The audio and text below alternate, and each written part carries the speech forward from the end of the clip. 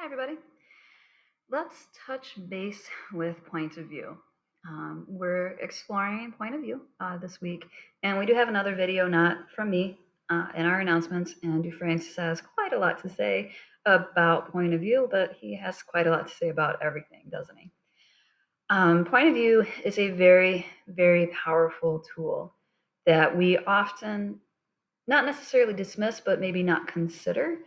Typically, what we write is in third person, where we're kind of observing from the outside. We're being told the story as the reader.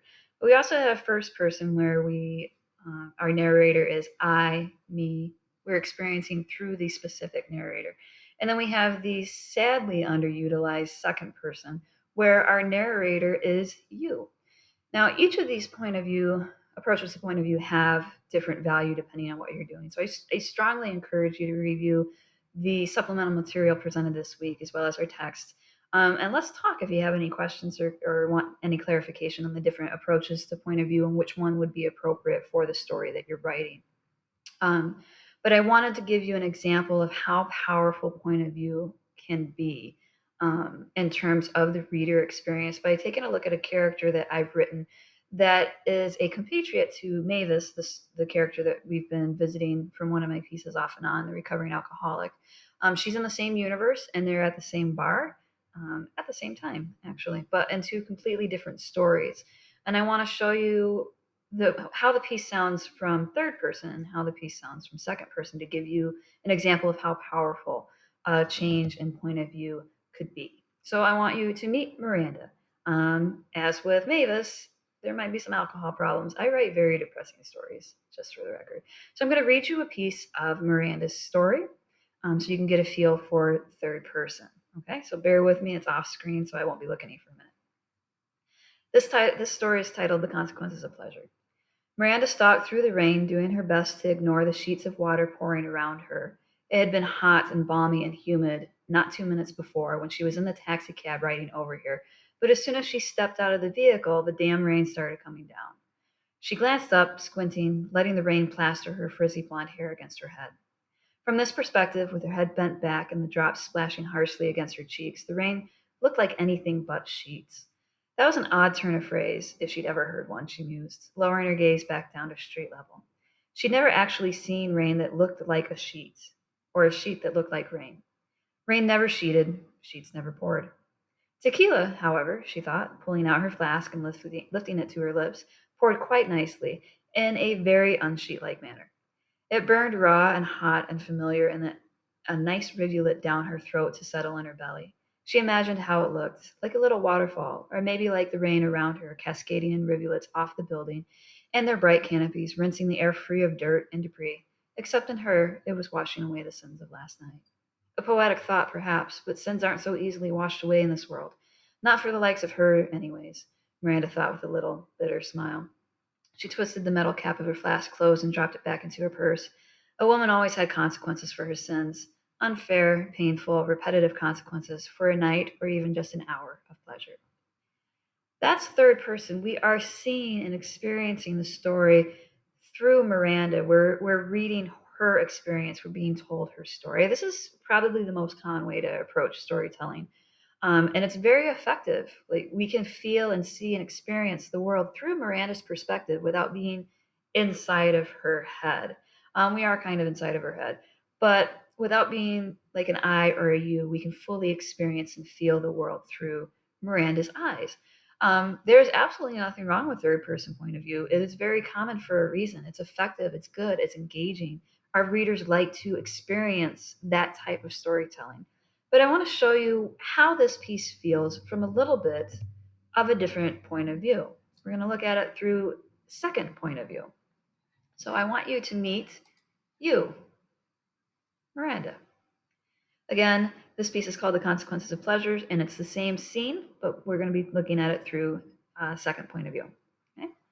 The rain is pouring down in sheets around you. Glancing up at the blue-gray clouds swirling above, you consider the oddness of that particular turn of phrase, pouring sheets.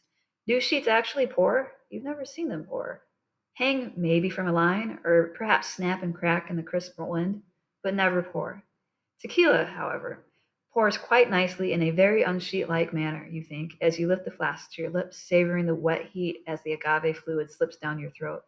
You imagine how it looks, flowing like a miniature waterfall in the pool of your empty belly, or maybe like the rain around you, cascading in rivulets off the building in their bright canopies, rinsing the air free of dirt and debris.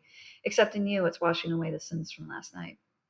A poetic thought, perhaps, but sins aren't so easily washed away in this world. Not for the likes of you, anyways. You think, a bitter little smile curving your lips as you twist the metal cap of your flask closed and drop it back into your purse. Women like you have consequences for their sins, unfair, painful, repetitive consequences for a night or even just an hour of pleasure. A soft, muffled clink reaches your ears as the flask jostles with the other objects in your bag.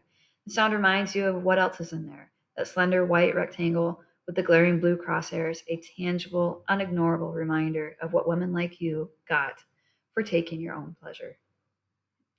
So this is the same story, but the feeling is completely different when we do second point of view. We are forcing our reader to experience the moment as though they themselves were Miranda. It's powerful in a completely different way than third person. Third person is fabulous, effective. We are standing there on the street with Miranda, commenting on like observing the unfairness of her world and her existence. In second point of view, we are Miranda experiencing that point of view, experience the trials and tribulations of her life as her.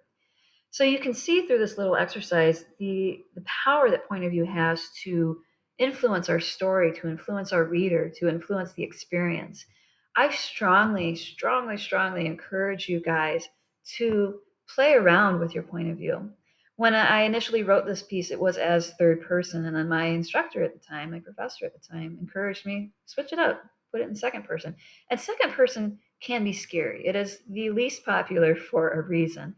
As writers, we can be intimidated by forcing our readers' hands, so to speak.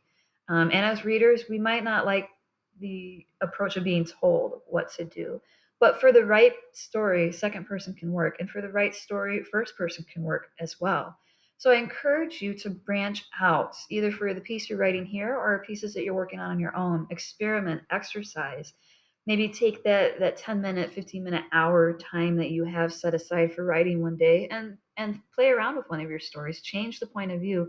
You might be surprised at how maybe that first draft wasn't really popping in third person, but if you switch it up and put it in first person or maybe even second person, you will might be amazed at how more present and evocative your story will be. So just because third person is the most common, it doesn't mean that it has to be the only approach that you use. Maybe first person will work better, maybe second person will work better. Don't be intimidated by the other points of views. Play around with it. Find what works for your story.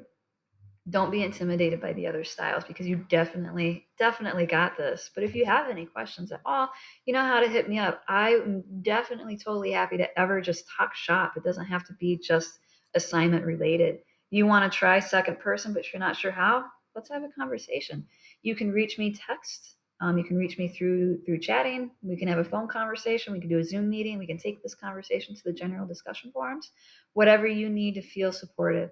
I just encourage you, step outside of that third person box and let's try a couple different point of views, even if it's just for fun, even if it's just to see if you can do it. You guys definitely got this. If you have any questions, let me know.